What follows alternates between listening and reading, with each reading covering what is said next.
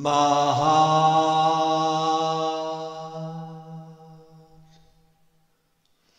Satguru Chitananda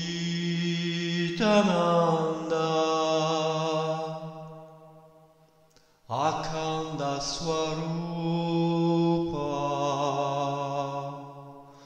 Namah Shivaya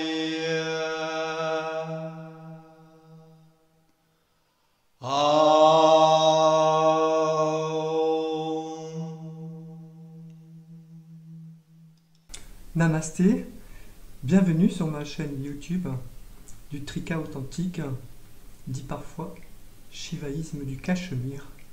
Alors, aujourd'hui, je vous propose une traduction et des commentaires du Tantraloka, extrait de mes tomes 1 et 2. Tome 1 est déjà paru, tome 2 à paraître, donc du Tantraloka d'Abhinavagupta. Alors, aujourd'hui, nous allons traiter, si vous voulez bien, le chapitre 14. Chapitre 14, verset 1, traduction. Le 14e chapitre du Tantraloka s'ouvre à présent. Qu'on examine en détail ce qui était exposé ici sur la véritable nature de l'obscuration ou occultation divine. Tirobhava. Le Seigneur suprême, par sa propre nature libre, transcende aussi bien la nécessité cosmique, niyati, que l'absence de contrainte. Verset numéro 2. Par le fait de toucher, c'est-à-dire de s'unir librement à ce qui semble limitatif, il resplendit. C'est pourquoi on l'appelle le libre, celui qui agit selon sa propre volonté. Ce Seigneur suprême prend appui sur la nécessité cosmique et les fruits des actes pour se manifester ainsi. Alors, voici ma note commentaire à présent du verset 2. Donc, les commentaires sont inclus lorsqu'il y a une nécessité de clarification du verset qui semble obscur ou certains points importants. Alors, commentaire du verset 2. Ce n'est pas un asservissement, mais la libre interaction. La niyati n'est donc pas un principe autonome, elle est utilisée par la conscience, avec un grand C, pour se rendre manifeste à travers le jeu des limitations. Par là, l'obscuration n'est pas une chute, mais une lila, c'est-à-dire un jeu, un acte libre de contact avec la limitation. Cela souligne la souveraineté intacte de Shiva, même dans l'apparent emprisonnement des êtres dans le karma. Fin de la note commentaire. Verset 3. Il établit les cycles de création, de stabilité ou maintien et de dissolution, ainsi que toutes les phases intermédiaires. De la grande manifestation cosmique, ces créations et dissolutions se déploient avec une infinité toujours renouvelée. Alors la note à présent, commentaire du verset 3. Retranscrit selon les Vilkalpas d'un cosmos physique moderne, ce verset déploie une ontologie cyclique et vibratoire où l'univers surgit, se stabilise et se résorbe à l'infini par la volonté divine, la liberté divine. Cela plaide pour un univers en rebond, où le spanda primordial pulse sans fin, manifestant, soutenant et dissolvant le réel, dans une sorte de dynamique d'éternel retour. Fin de la citation du commentaire.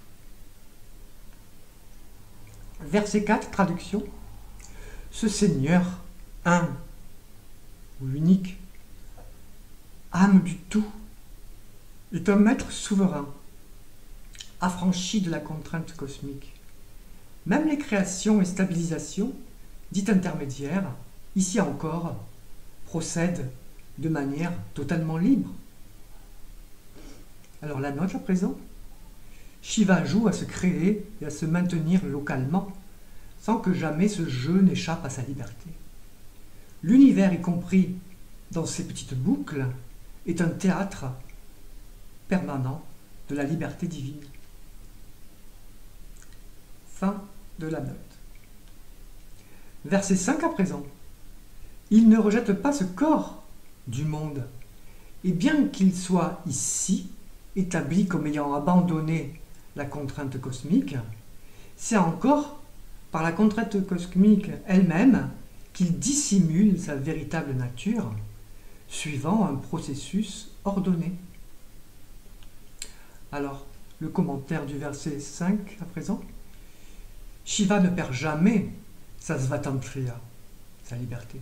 Il demeure libre, omniscient, non-duel. Mais pour que le monde manifesté existe, il doit se rétracter lui-même en une infinité, notamment de conscience limitée, les jivas, qui chacune ne se reconnaît plus immédiatement comme Shiva. Ce processus de rétractation de sa pleine lumière nécessite un oubli de soi. Sans cela, il n'y aurait pas de manifestations multiples ni de diversité.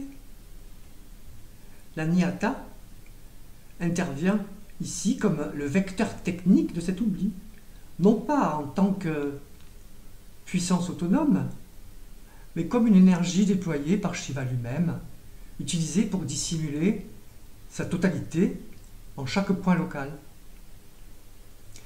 Du point de vue de la non-dualité dans l'absolu, Shambhavopaya, rien ne change, tout est spanda libre. Mais du point de vue du jiva, c'est-à-dire de l'être contracté, incarné, cet oubli est réel et vécu comme séparation, souffrance, finitude. Ce voilement produit donc réellement une ignorance, une obscuration, un obscurcissement, mais sans que la liberté fondamentale soit jamais compromise. Le trika, finalement, c'est l'infini se pliant dans le fini pour se redéployer comme reconnaissance. Prashabhijna. Fin de cette longue note commentaire. Verset 6 à présent, traduction. Tant que demeure le lien du karma, le jiva subit souffrance, illusion et tout ce qui en découle, suivant la chaîne des fruits de l'action. Mais lorsqu'il abandonne la contrainte karmique, il se libère de l'état d'enveloppement dans la souffrance et l'aveuglement. Petite note du verset 6. Lorsque la conscience cesse de s'identifier au circuit des causes, par la reconnaissance directe que la loi karmique est une modalité relative et non une vérité ultime, s'opère alors la libération moksha au sein même du tirobhava, de l'occultation, en retournant à l'origine. Fin de la note, commentaire.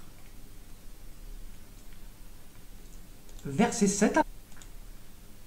Bien qu'animé du désir d'illuminer, il demeure dans l'occultation, sans souci de celle-ci. Tel un être éveillé qui, par liberté de lumière, se comporte comme s'il ne l'était pas. Alors, la note à présent. Ce verset brise le schéma dualiste. L'oubli n'est pas opposé à l'éveil. Il a né une modulation libre, un reflet. Le Jivanmukta peut ainsi demeurer éveillé tout en jouant l'ignorance, non par karma mais par compassion ou tout simplement pour la beauté du jeu cosmique. Entrer librement dans un rôle, une apparence, une personnalité, tout en demeurant inchangé au-dedans. La liberté de la lumière de se manifester, même dans l'ombre, sans jamais être atteinte. C'est pourquoi le Jivanmukta peut enseigner rire, se taire, ou même ne jamais se révéler comme éveillé, parce que son bonheur est sans dépendance. Fin du commentaire. Verset 8 à présent. Traduction. Il demeure comme tel, non encore libéré, et pourtant il agit comme s'il l'était déjà. De même, un éveillé, même s'il adopte une conduite d'égaré, la rejette intérieurement. La note, commentaire à présent. Ce verset met en lumière un point très subtil du Tirobhava, occultation. Le fait que les apparences extérieures ne reflètent pas nécessairement la réalité intérieure d'un être. Quelqu'un qui n'a pas encore complètement libéré, peut déjà se comporter comme un éveillé, comme s'il avait franchi le seuil de la réalité. Inversement, un être qui est véritablement éveillé peut, dans le cours du jeu cosmique, adopter des comportements semblables à ceux des êtres encore voilés. Mais cette adoption ne naît jamais d'une confusion ou d'un attachement. L'éveillé ne s'identifie pas à cette conduite. Le verset dit qu'il la rejette. Mais ce mot ne doit pas être pris dans le sens de rejet dualiste. Il signifie plutôt qu'il ne s'y engage pas intérieurement, qu'il en reconnaît le statut relatif, sans la nier ni la condamner. Ainsi, dans la perspective du Trika, l'éveillé peut tout traverser, tout incarner, même l'ombre ou la folie apparente, sans jamais tomber dans l'oubli de sa nature. Il ne juge rien, ne refuse rien, mais ne se laisse absorber par rien. Le critère du Jivanmukta n'est donc pas de son comportement visible, mais sa position intérieure. Il peut jouer tous les rôles, mais il demeure libre non pas par rejet, mais par reconnaissance. Seule la Pratyabhijna soutenue rend compte de cette liberté, qui n'exclut rien, ne s'attache à rien et ne se confond jamais avec quoi que ce soit. La Jivanmukti ne consiste pas à avoir une vie sans traces, mais seulement ne plus croire que ces traces sont toi. Fin de cette longue note commentaire. Verset 9 à présent, traduction. L'égaré semble demeurer dans le cœur, Hirdaya, tel quel, car telle est en vérité la conduite des êtres pleinement éveillés. C'est ce qu'enseigne aussi le Seigneur de la Sri Vidya dans le Manasrota. Alors, petite note à présent, ne jamais confondre l'état d'éveil avec un style comportemental. La véritable lumière peut se dissimuler sous l'apparence de l'obscurité, non par faiblesse, mais par souveraineté. Alors, verset 10 à présent, traduction. Ceux qui, bien qu'ayant reçu l'initiation sur la voie de votre enseignement, tombent ensuite dans l'erreur sous l'effet de l'illusion, c'est qu'ils n'ont certainement pas reçu l'impulsion de votre lumière solaire. Car comment un lotus pourrait-il se contracter sous les rayons du soleil? Alors la note à présent. L'initiation extérieure n'est pas suffisante. Il faut qu'il y ait eu un pacte réel de la lumière vivante, cette Shakti intérieure capable de dissoudre toute contraction. L'image du lotus est parfaite. Lorsque le soleil brille vraiment, le lotus ne peut pas rester fermé. Ainsi, si une conscience se referme, si elle retombe dans la confusion après l'initiation, c'est qu'elle n'a pas été pleinement irradiée. Il manque la Shaktipata, la grâce, la transmission réelle. Ce verset met donc en garde contre les initiations formelles, strictement, sans reconnaissance, et rappelle que seule la lumière vivante du Guru Shiva dissipe réellement l'illusion. L'élève véritable, touché au cœur, ne peut plus revenir à l'oubli, même si des traces mentales demeurent. Fin de cette longue note commentaire. Verset 11 à présent. Traduction. Même s'ils ont une connaissance intellectuelle et qu'ils demeurent dans la position du sujet connaissant, ceux qui s'écartent de ta voie pour suivre un chemin erroné ne sont pas dans la justesse. Chez eux, la fausse compréhension surgit de l'intellect encore saisi par les oppositions dualistes et semblable à l'erreur d'un homme qui, sous l'influence de l'obscurité, prend une corde pour un serpent. Alors la note à présent, ce n'est pas le savoir ni même la centralité du sujet qui libère, mais la reconnaissance tantrique non duelle qui seule dissipe le dernier voile. Autrement, on reste dans une lucidité fallacieuse, une illusion brillante, mais toujours voilante. Fin de la note. Verset 12 à présent, traduction. De même que le cuivre, lorsqu'il est corrompu par une impureté majeure, ne retrouve pas facilement sa nature originelle, ceux qui sur cette terre, sont tourmentés par la soif, la faim et la souffrance, ne peuvent goûter à ce nectar d'immortalité, même s'ils en parlent ou l'approchent. Alors la note à présent du verset 12. La Jivanmukti véritable se reconnaît à l'absence définitive de retour au manque. Ce verset nie donc la validité de toute prétention à l'éveil si la conscience connaît encore souffrance ou dépendance. Ce n'est pas un jugement moral, c'est un appel à la plus haute lucidité. Fin de la note. Verset 13. Ainsi, les actes issus de l'éveillé, qu'il s'agisse de rituels, d'offrandes ou de pratiques liées au mantra, produisent une brûlure intérieure chez celui qui les rejette par aversion. Car cette brûlure n'est en réalité qu'un doute refoulé, consumant de l'intérieur. Alors, mini-note, le doute est ce poison qui empêche le plein abandon, le lâcher-prise. Fin de la note. Verset 14 à présent, traduction. Il n'y a dans son acte aucune grandeur particulière qui expliquerait qu'il ait agi ainsi. Quel est donc cet acte? D'où vient-il? Et pourquoi la règle suivie ici serait-elle comparable à celle d'avant? Alors la note à présent, du verset 14, commentaire. Ce verset anéantit toute tentative d'expliquer le comportement d'un éveillé par une causalité karmique ou une grandeur d'action passée. Abhinavagupta affirme que s'il agit de manière déroutante, ce n'est pas parce qu'il aurait accompli par le passé une action hors du commun qui expliquerait son attitude présente. Il ne s'agit donc pas ici d'un effet de karma exceptionnel. La liberté du libéré ne découle pas d'une chaîne d'actions antérieures. Elle procède de notre ordre, celui de la reconnaissance, pratyabhijna, et de la grâce, shaktipata. Donc l'éveil ne peut jamais être compris par analogie avec un modèle antérieur, car il ne suit aucune règle. Le Jivanmukta agit depuis un lieu qui n'a plus d'antécédents, ni de structure reproductible.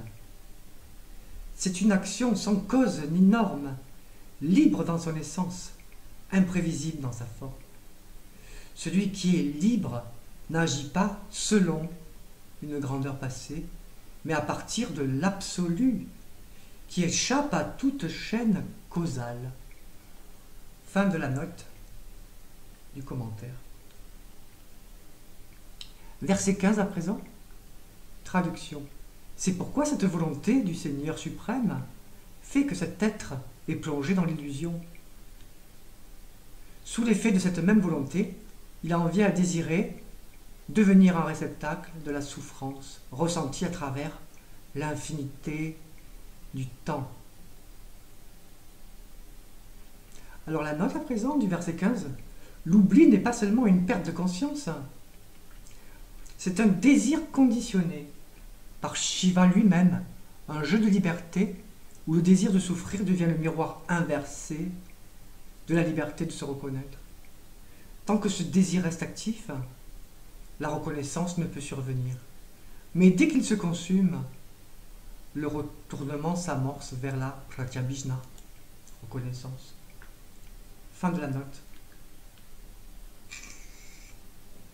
Verset 16 à présent. Là encore, en raison de la diversité des modalités de la volonté, la souffrance prend des formes doubles, à la fois ici-bas et dans l'au-delà. Et cette souffrance connaît elle aussi des différenciations, selon qu'elle est de longue durée ou plus brève. Alors la note à présent, la conscience avec un C majuscule, en se contractant, produit différents types d'identifications douloureuses, certaines limitées à cette vie, d'autres projetées dans des existences subtiles. La souffrance prend donc une forme double, selon la sphère où elle se déploie. Plus encore, même dans son intensité, la souffrance varie. Elle peut être prolongée dans le temps ou fulgurante et brève. Cette différenciation n'est pas due au hasard ni au karma autonome. Elle découle toujours du jeu libre, de la isha divine, volonté divine, qui module les formes du voilement pour préparer parfois la reconnaissance. Le tirobhava, l'occultation, n'est donc pas seulement un voile, c'est un théâtre subtil où chaque forme de souffrance est déployée selon une orchestration consciente. Fin du commentaire. Verset 17 à présent. Pour Kala, Kama, Andaka, ainsi que pour les habitants de la cité de Polastia, la cité des Rakasa, dont Ravana, et pour bien d'autres, l'occultation engendre une souffrance prolongée qui se manifeste à la fois dans ce monde et dans l'au-delà. Alors la note à présent. Kala, c'est la personnification du temps destructeur. Kama, c'est le désir incarné. Andaka, c'est l'aveuglement. Le royaume Raksasa, c'est le domaine des forces inversées, centré sur l'appropriation du pouvoir sans offrande. La forme et l'intensité du tirobhava, de l'occultation, dépendent de la structure intérieure de l'être. Et parfois, il faut de longues périodes douloureuses pour fissurer l'adhésion à l'ego. Ce n'est pas un châtiment, mais le fruit de la liberté poussée jusqu'à son inversion. Fin du commentaire. Verset 18. Il existe aussi une autre forme d'occultation fondée sur la transgression de l'engagement tantrique, samaya. C'est ce que le Seigneur suprême a déclaré dans le Sri Ananda Gavara. Alors, la note à présent.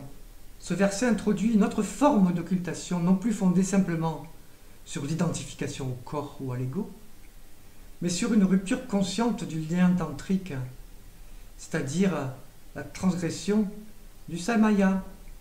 Le samaya est ici l'engagement sacré, le saut intérieur entre le disciple et le Shiva vivant, sous la forme du gourou. Transgresser ce lien, le briser de l'intérieur, c'est produire un autre type d'occultation, non plus passif ou karmique, mais sacrilège. Fin du commentaire. Alors le verset 19 enfonce le clou, pour ainsi dire. Voici la traduction. Ô Devi, transgresser le samaya conduit à l'état d'être charognard ou mangeur d'impureté pour une durée de 100 années, et même là, selon l'intensité de la transgression, faible, modérée ou violente, les modalités de ce destin varient considérablement. Alors, la note à présent, l'engagement tantrique est un feu sacré, et le trahir n'est pas anodin, car cela altère le mouvement même de la conscience, non par punition, mais par inversion de direction. Fin de la note. Verset 20 à présent.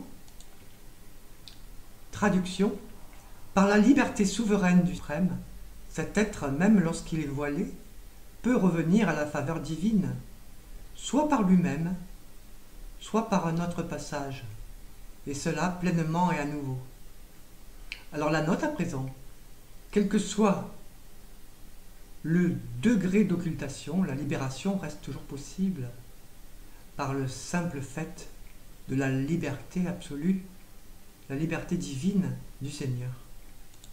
Fin de cette note succincte. Verset 21 à présent. Ensuite, par la grâce, si les moyens d'expiation sont accomplis et que l'initiation et les étapes qui l'accompagnent sont pratiquées dans l'ordre, alors l'être devient entièrement pénétré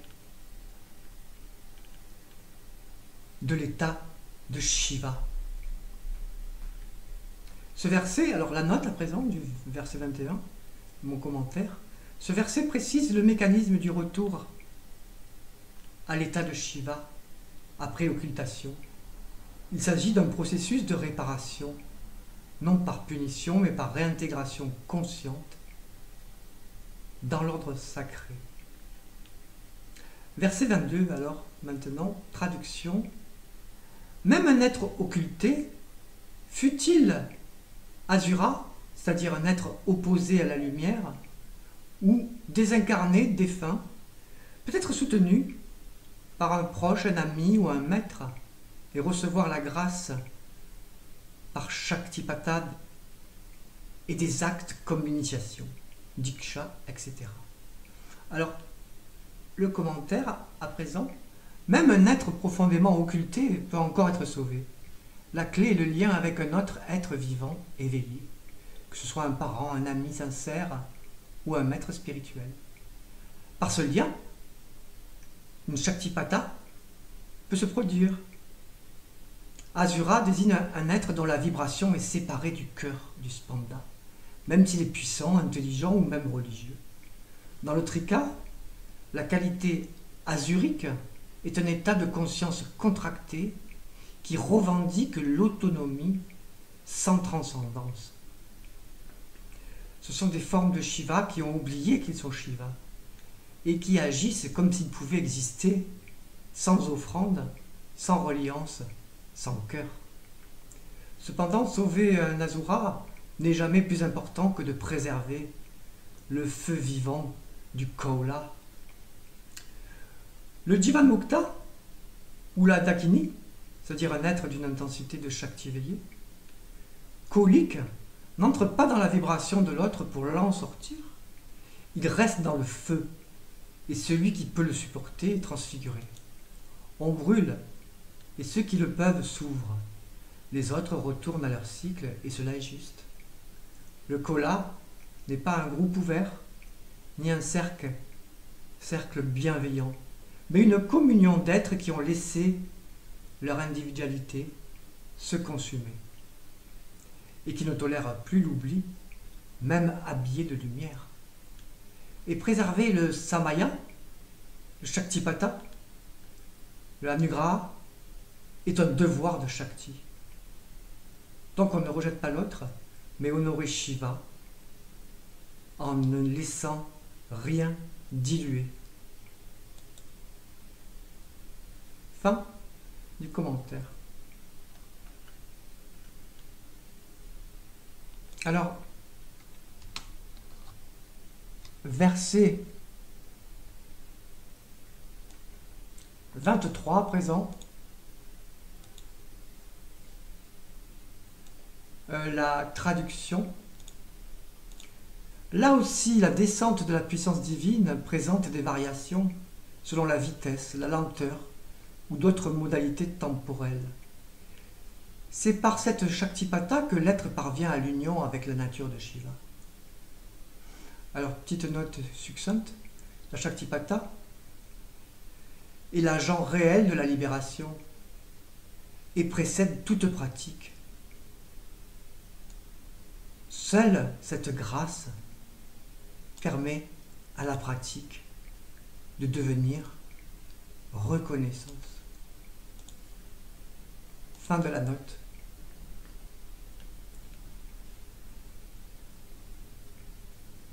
Verset 24 à présent. Ainsi les 5 actes, création, maintien, dissolution, occultation et grâce, constituent l'acte d'agir de la conscience elle-même. Et c'est cela, le Shivattva, c'est-à-dire l'état de Shiva.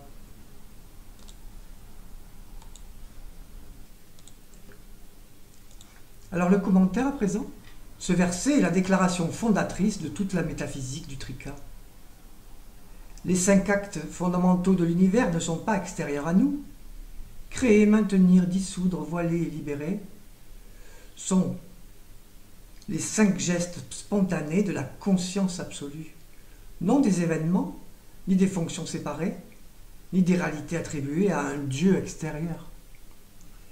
C'est en ces 5 actes que réside le pouvoir d'agir souverain de Shiva. Ce pouvoir d'agir n'est pas un faire volontaire, mais le jaillissement de la liberté même dans la conscience vivante. C'est par ces 5 actes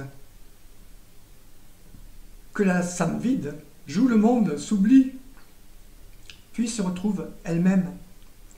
Celui ou celle qui reconnaît que ces actes ne sont autres que ses propres pulsations intérieures est libéré ici et maintenant, car il reconnaît le Shivattva, l'identité avec Shiva, dans la conscience même. Fin de la note. Verset 25 à présent, traduction. Chez les yogins qui se reconnaissent eux-mêmes comme pleinement investis de la liberté souveraine, dans les 5 actes divins, les pratiques telles que l'offrande rituelle, la récitation, japa, la méditation et le yoga sont toujours présentes et actives. Alors, le commentaire, chez celui qui se sait être la conscience même et qui assume intérieurement que les 5 actes sont siens, toutes les pratiques spirituelles deviennent spontanées, ininterrompues et toujours présentes. Le yogi, dont la conscience est Shiva Atmata, ne pratique plus pour atteindre, car il rayonne les pratiques comme des éclats de sa propre Shakti. C'est un jaillissement naturel du yogin, devenu un avec la Shaktipata. Fin de verset 26 à présent, traduction. On ne doit jamais s'attacher à ce qui appartient à la sphère de l'illusion magique, c'est-à-dire les apparences du monde. Même la jouissance du plan de Sadashiva constitue un lien, mais uniquement pour ceux dont la nature intérieure y est encore disposée. Alors la note à présent du verset 26. Même l'expérience du plan de Sadashiva, niveau très élevé de conscience, reste un lien si l'être n'est pas encore totalement libre. Toute jouissance subtile, même divine, est encore une attache si elle n'est pas traversée jusqu'à la reconnaissance pure.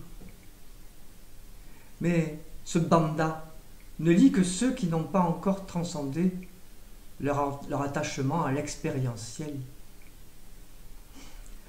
En fait, ce n'est pas le niveau de l'expérience qui importe, mais la reconnaissance de celui qui la traverse.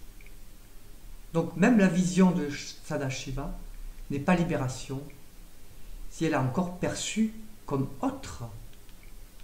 Le Jivanmukta, lui, vit dans la source même de l'ananda qui brille spontanément quand il n'y a plus de voile. L'ananda, l'extase béatitude, ne se cherche plus car elle est déjà là. Ce n'est qu'un effet secondaire de l'état d'identité à Shiva. Le jeu de la félicité auto-révélée. On ne cherche l'ananda que parce que l'on se croit séparé d'elle. On veut la reproduire, la provoquer, pardon, la capturer. C'est-à-dire qu'après la reconnaissance, l'ananda est toujours là. Même quand elle n'est pas de forme, quand elle n'a pas de forme. car il y a fusion de tout ce qui est dans la félicité, sans dualité. Fin du commentaire. Verset 27, traduction, pardon. C'est le fait d'être sujet connaissant qui constitue l'essence de Shiva. Et c'est cela qu'on appelle ici Svatantriya, liberté absolue. Quant à l'action extérieure, elle n'est pas première, car comme chez le potier, elle est toujours subordonnée à une direction intérieure. Alors la note, le commentaire à présent du verset 27. Sujet connaissant ici, non dans le sens limité de l'ego pensant, mais dans le sens absolu de la conscience qui se reconnaît en tout. Ce n'est pas un rôle ni une fonction mentale, mais le pur « je suis » à âme, antérieur à tout faire, à tout penser, à toute action. Et c'est cela, dit Abhinavagupta, qu'on appelle Svatantriya. Non pas la capacité d'agir sur tout, mais la liberté d'être ce qui connaît tout, sans être rien de ce qui est connu. Quant à l'action, elle est ici rabaissée au second plan. Elle est rabaissée au second plan. Comme dans l'image du potier, ce n'est pas l'action manuelle qui importe, mais le principe qui préside silencieusement à l'ensemble. L'action visible est toujours gouvernée, portée, traversée par une conscience directrice. Elle n'est pas principale parce qu'elle dépend du pouvoir d'en haut. Le Jivanmukta ne s'identifie donc jamais à l'agir. Il reconnaît en toute chose la conscience spectatrice absolue. Fin de ce long commentaire. Verset 28 à présent. Ayant reconnu cela, il faut s'y tenir fermement et ne jamais entrer dans une logique de négation ou de réfutation. Car si je suis Shiva, Shivoham, alors pourquoi le monde ne suivrait-il pas ma volonté? Fin de la traduction. Commentaire du verset 28. Ce verset est une invitation à l'absolue certitude intérieure. La logique ordinaire, dualiste, comparative, doit être définitivement écartée. Car si je suis Shiva, alors le monde entier est mon expression et suit ma volonté profonde. Non mes désirs mentaux, mais la vibration directe de mon être reconnu. Celui qui sait cela n'essaie plus d'agir sur le monde, car le monde suit la volonté de celui qui s'est reconnu comme Shiva. Fin du commentaire. Verset 29 à présent, traduction. Que tout suive ma volonté, telle la fulgurance qui doit surgir dans la conscience du jeu. Car Shiva, le Seigneur suprême, est bien celui en qui ce corps et tout le reste ont été créés. Alors la note à présent, du verset 29. Une fois reconnue l'identité à Shiva, il ne s'agit plus simplement de penser cette vérité, mais de la vibrer spontanément, depuis le foyer du Aham Vidhi, la conscience du jeu profond. Ce n'est pas un pouvoir personnel, mais l'intensité nue de la reconnaissance dans laquelle il n'existe plus de différence entre ce que je suis et ce que le monde manifeste. Le corps et tout le reste est créé par Shiva, donc par ce jeu profond, substrat de toute la structure manifestée. Ce n'est pas une pensée à se répéter, c'est une évidence vibrante qui jaillit quand il n'y a plus de doute. Fin de ce long commentaire.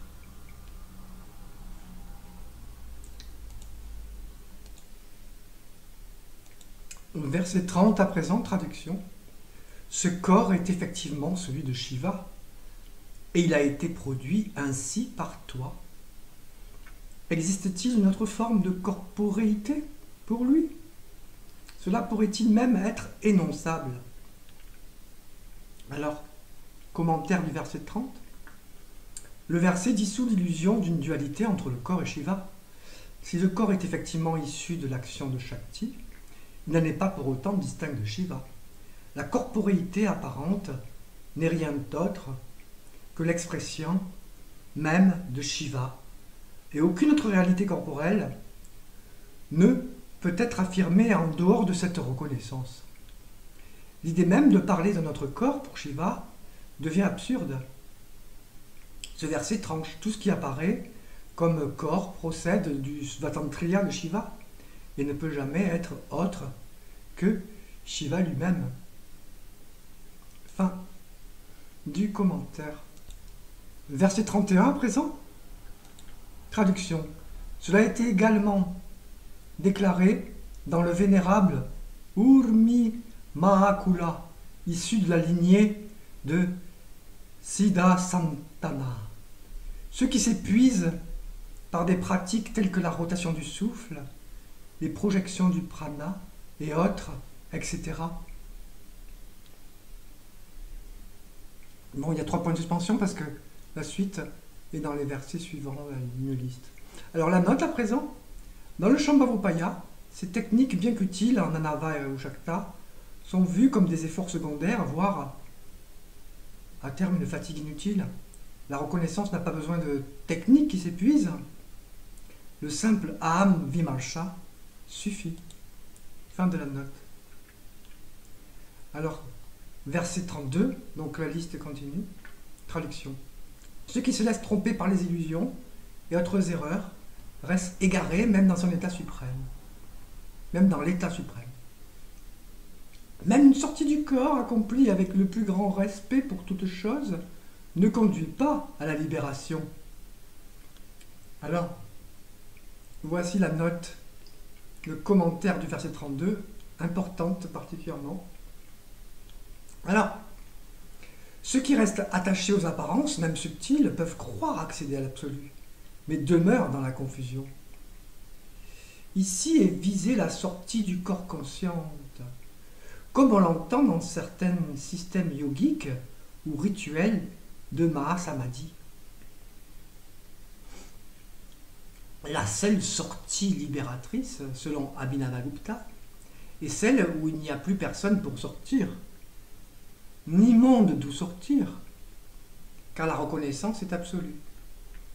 Il ne s'agit plus de sortir du corps, mais de cesser de croire que le corps est autre que soi.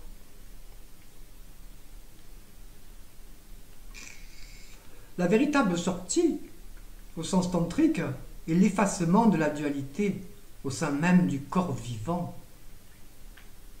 L'idée d'un Dieu séparé mais tout proche et de salut par la sortie de ce monde est illusion.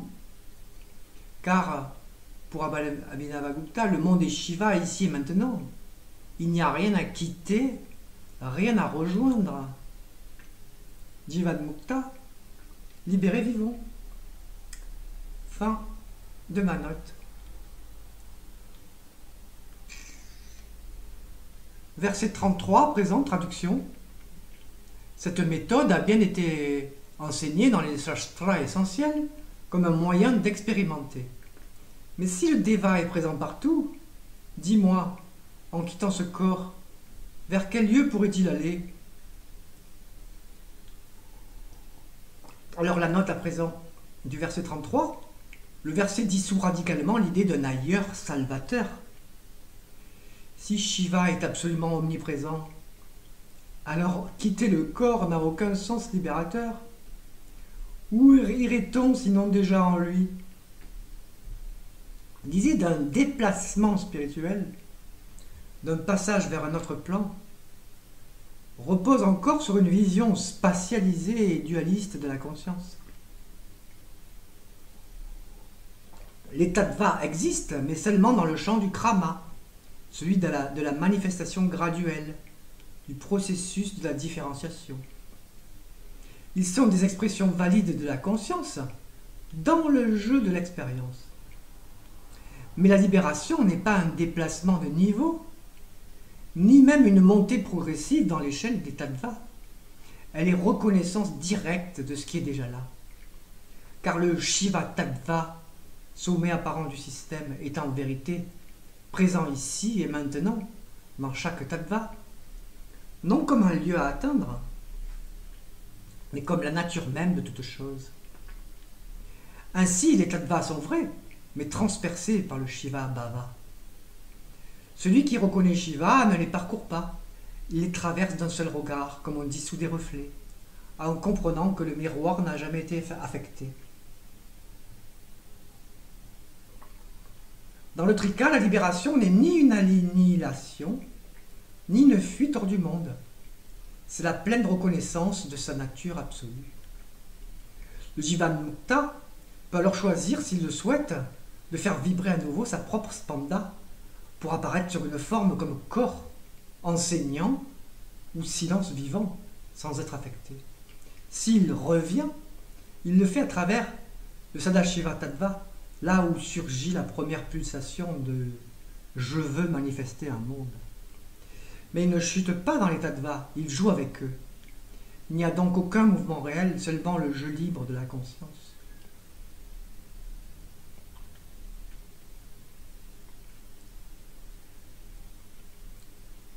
La conscience individuelle, entre guillemets, Aham, n'est pas détruite par la libération, mais purifiée de toute appropriation.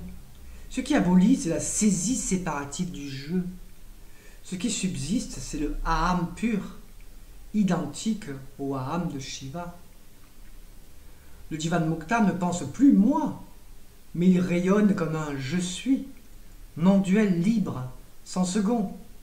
Il est l'absolu dans la forme, sans que la forme devienne jamais une limitation. Le Jivanmukta ne demeure pas dans un tattva. Il est établi dans le Hirdaya, le cœur absolu, d'où il peut, par sa pure liberté, faire vibrer même le Shiva Tattva, ou descendre jusqu'à la terre, sans rien jamais quitter, car tout émane de ce centre non spatial, au-delà de tout ordre cosmique. Fin de ce long commentaire.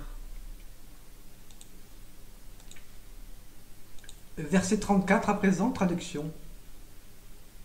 Si le divin n'était pas omniprésent, alors il serait comparable à un pot, c'est-à-dire un objet spatialement limité. Or, la méthode de la sortie est exposée ici selon une perspective partielle, c'est-à-dire depuis un point de vue encore dualiste. Alors, fin de la traduction, la note à présent du verset 34. Le verset clôt la réfutation de l'idée selon laquelle le départ du corps serait libérateur. Si le divin soi n'était pas omniprésent, alors il serait un objet délimité, situé ici et non là. Cette hypothèse est absurde du point de vue du Trika, car elle impliquerait que la conscience est contenue quelque part et non présente partout. Dès lors, toute technique de sortie du corps n'est qu'une vue partielle valable dans une vision dualiste, mais sans portée réelle du point de vue de la reconnaissance, Pratyabhijna. Shiva ne sort de nulle part, car il est déjà tout. Utkranti n'est qu'un jeu de la forme au sein de la totalité. La véritable mukti n'est pas une fuite hors du pot, mais la reconnaissance que le pot n'a jamais enfermé quoi que ce soit, car il est Shiva lui-même, même dans sa forme circonscrite. Fin du commentaire. Alors, le verset 35.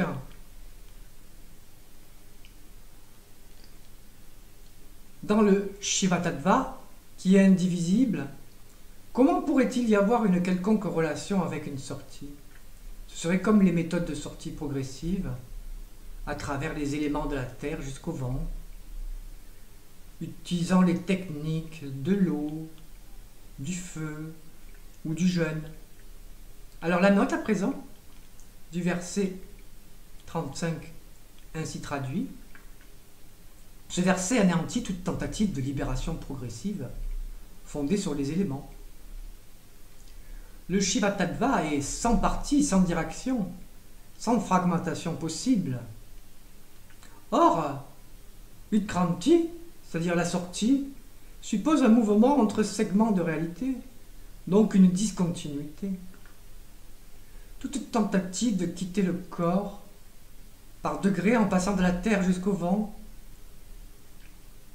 sortie, passage, élévation, est donc radicalement incompatible avec la nature du Shiva Tattva indivisible. Les pratiques mentionnées ici, regard ascensionnel, fusion dans l'eau, purification par le feu ou jeûne rituel, rappellent les méthodes védiques où une âme est censée remonter vers la lumière par une succession de feux élémentaires. Dans le trika, cette vision est totalement dépassée. Tant qu'il y a ascension, il y a encore duel perception. Ces méthodes, même subtiles, présupposent une distance entre soi et le réel. Dans la reconnaissance non duelle, aucun déplacement n'est requis. Il ne s'agit pas d'un parcours, mais d'une fulgurance. On ne monte pas vers le Shiva Tattva, on réalise qu'il n'a jamais été ailleurs. L'individu ne peut être atteint par fragments, il ne peut être rejoint, il ne peut qu'être reconnu.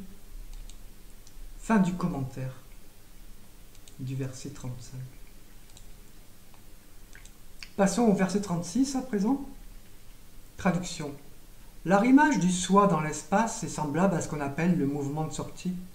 C'est pourquoi il ne faut pas chercher à faire sortir le jiva dans l'espoir de s'unir au réel suprême, Paratattva.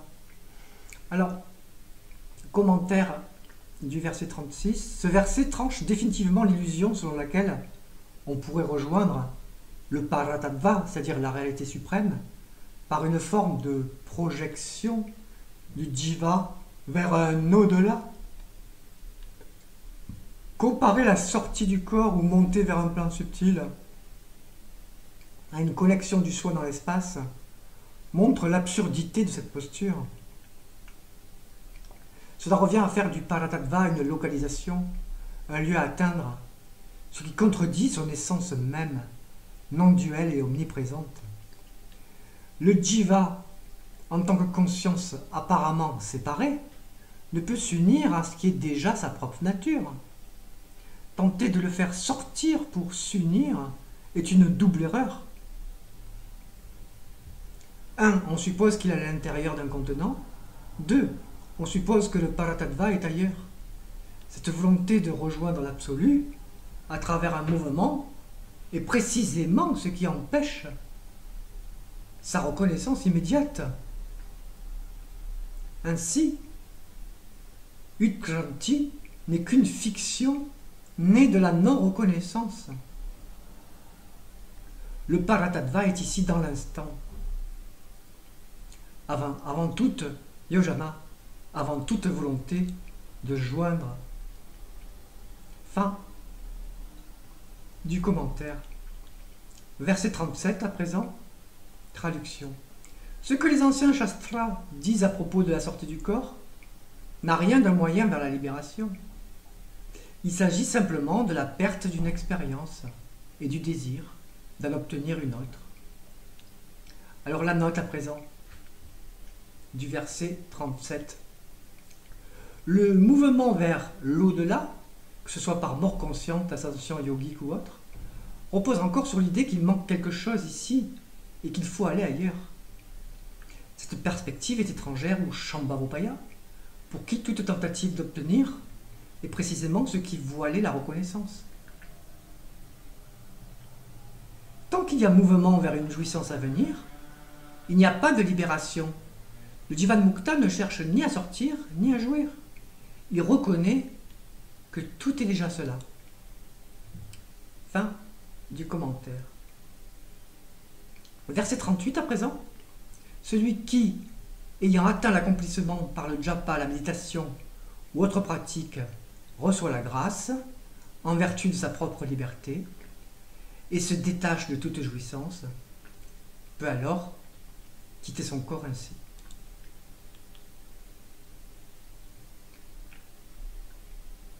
Alors, verset 39 à présent, traduction.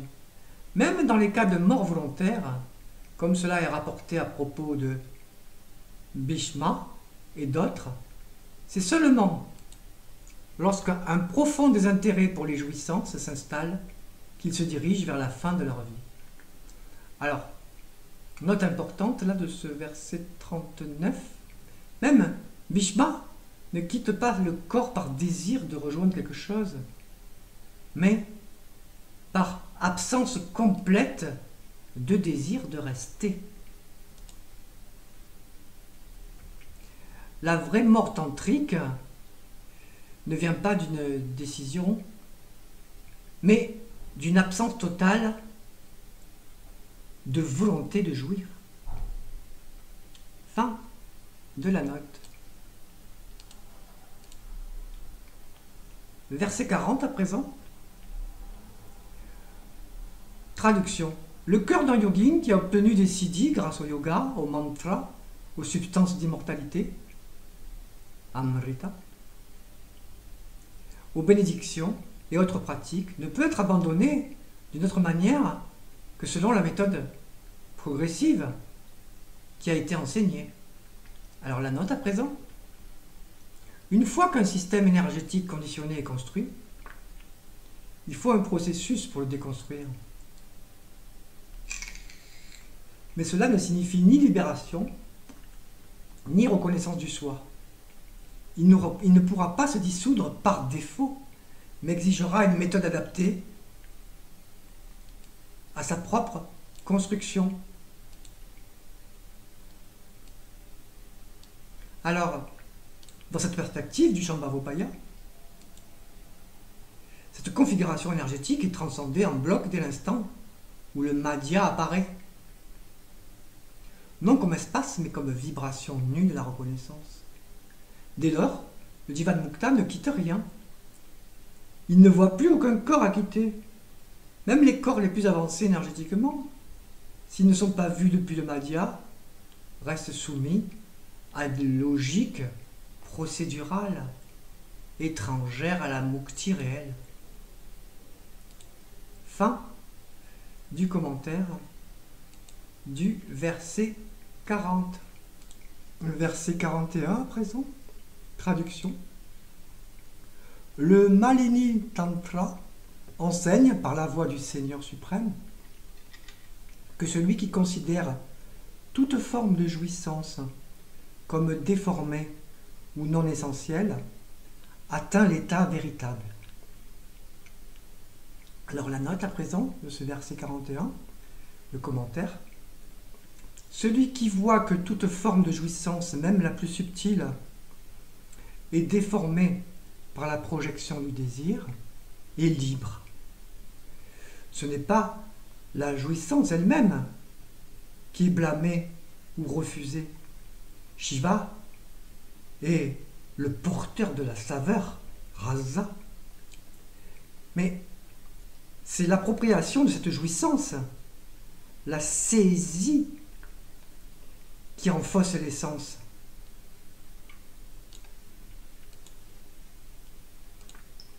Tant que le boga est vu comme extérieur, c'est-à-dire séparé, à obtenir ou à repousser, ne pas céder, il est difforme, instable, falsifié par l'ignorance. La reconnaissance pratyabhijna dissout cela.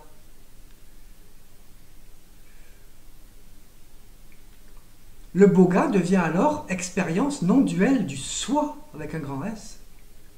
Ce verset ne recommande pas le refus ou le rejet de l'expérience, mais l'effondrement de la saisie qui la rend autre que le cœur. Fin de la note du verset 41.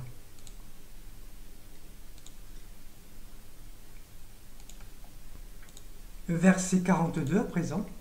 Traduction. Ainsi, derrière toutes les formulations des maîtres, bien que diverses, se trouve un cœur intérieur et invisible, porteur de vérité. Il s'agit donc d'un enseignement sur la liberté souveraine propre à chacun, quant aux actes comme la création, le maintien ou la dissolution. Alors la note à présent de ce verset 42, le Trika ne nie pas les voies, il les traverse. Il ne réfute pas les pratiques, il est vide de toute extériorité. Le vrai enseignement est celui qui te remet à toi-même, non pas comme personne, mais comme Svatantra Shiva. Fin de la note. Alors, verset 43 à présent. C'est cette initiation-là, celle qui transmet Shiva lui-même aux disciples, qui est considérée comme la plus haute. Elle a été enseignée dans le Sri Nishikara avec toute la puissance du rayonnement de Bhairava. Verset 44, traduction. Ceux dont la conscience est libérée de toute pensée dualisante voient l'univers entier comme pénétré de part en part par Shiva. Mais celui dont l'esprit reste lié aux constructions mentales ne parvient à Shiva qu'après la mort du corps. Alors la petite note à présent du verset 44. Seule la fin des Vikalpas, pensée de séparation, ouvre la vision directe au monde perçu comme Shiva. Fin de cette note succincte. Verset 45 à présent, traduction. Si, grâce à la diksha extérieure, aux observances et aux règles rituelles de Samaya, un état de conscience sans dualité est atteint, alors, dès cet instant même, il est libéré vivant. Cela ne fait aucun doute. Traduction du verset 46. Même de simples étincelles surgissent au contact du faisceau de racines noueuses de l'arbre décrépit du samsara. Si elles s'approchent du feu du réel ultime, finissent par embraser toute chose. Alors s'illumine entièrement la masse flamboyante du feu pur de la conscience éveillée.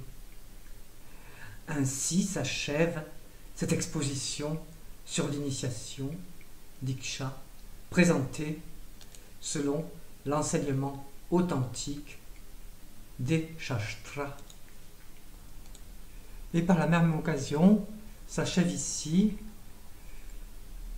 la fin de la traduction et des commentaires du chapitre 14, tel qu'extrait de mon tome 2, le tome 1 est déjà paru, qui comprend là, notamment le chapitre 14 à 37, chapitre 14 qui vient d'être traduit et commenté. Dans une autre vidéo YouTube, j'ai également traité le chapitre 16. J'espère que cela vous a servi. Namasté. Merci de votre présence. À bientôt. Kai